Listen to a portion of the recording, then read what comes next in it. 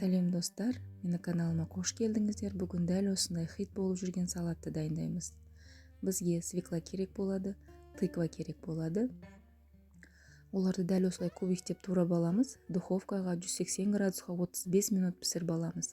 Фольгаға саламыз, туз саламыз, черный перец саламыз, оливки масло қоямыз. Сосын фольгаға әдемілеп орайып қоямыз. Тыкваны да дәл солай жасаймыз. Тыкваға бірақ біз мед саламыз и құм шекер саламыз, жарты чайный ложка. Оны да дәл осылай духовкаға пісіріп аламыз.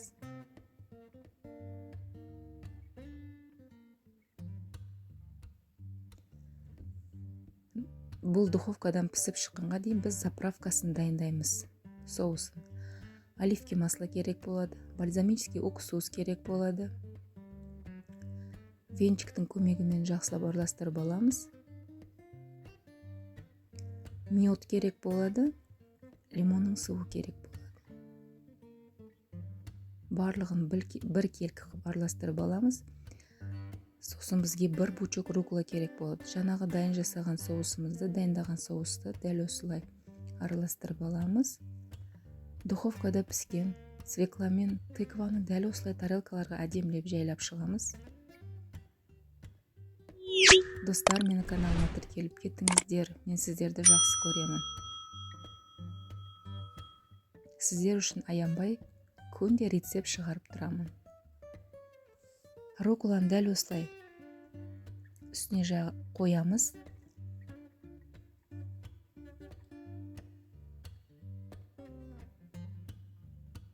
Әдемілеп жайлап аламыз. Бізге творожный сыр керек болады.